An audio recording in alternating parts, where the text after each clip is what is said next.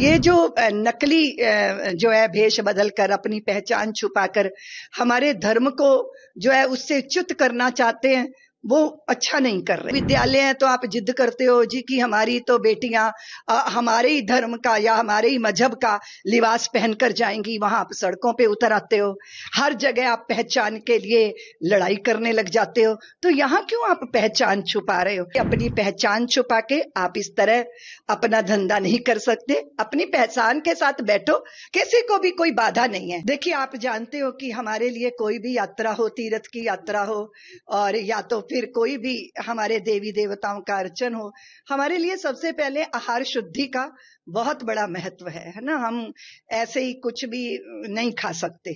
हम जब साधना में होते हैं तो हमारी आहार शुद्धि, विचार शुद्धि और व्यवहार शुद्धि। तो ये जो नकली जो है भेष बदलकर अपनी पहचान छुपाकर हमारे धर्म को जो है उससे च्युत करना चाहते हैं, वो अच्छा नहीं कर रहे। जब आप सरकारी जो संस्थान होते हैं, अगर विद्यालय है तो आप जिद करते हो जी कि हमारी तो बेटियां हमारे ही धर्म का या हमारे ही मजहब का लिबास पहनकर जाएंगी, वहां आप सड़कों पे उतर आते हो, हर जगह आप पहचान के लिए लड़ाई करने लग जाते हो। तो यहाँ क्यों आप पहचान छुपा रहे हो? और हमारे यहाँ तो कोई भेद इस तरह किया नहीं जाता, लेकिन आहार की शुद्धि ये हम क्यों सजग हुए जब हमने देखा कि तमाम इस्लाम के लोग जो है वो वस्तुओं में, पदार्थों में, खाने वाली चीजों में थूक थूक के उसके बेच रहे हैं। जब ये सारी, तब तो सनातनियों की आंखें खुली, क्योंकि सनातनी तो समाज बहुत ही भोला कह लो या जो भी कुछ कह लो, उसे बहुत कुछ तो पता ही नहीं। और जब ये सब पता चला तो लोग सजग हुए हैं। मुझे लगता है कि अपनी पहचान छुपा के आप इस तरह अपना धंधा नहीं कर सकते। अपनी पहचान के साथ बैठो, किसी को भी कोई बाधा नहीं है।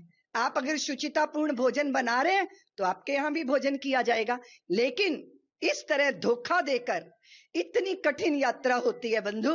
गंगोत्री धाम से चले हैं, हरिद्वार से चले हैं, छाले पड़ जाते हैं पैरों में, और इतनी साधना करके भी अगर भोजन की शुद्धि ना रही तो फिर क्या होगा? वो सारा तप नष्ट हो जाएगा।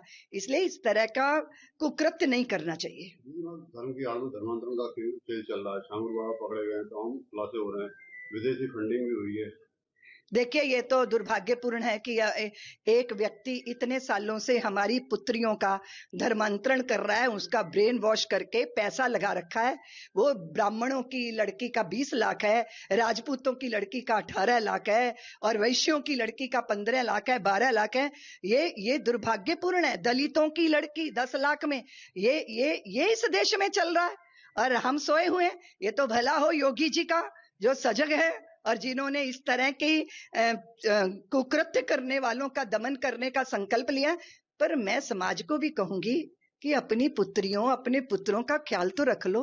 वो आपके घर में हैं, लेकिन वो आपके घर में रह के भी आपके साथ नहीं है, क्योंकि उनके साथ कोई और काम कर रहा है। इसलिए सब कुछ सरकारें करेंगी। सनातनियों, आप तो कुछ कर लो अपनी संतानों को।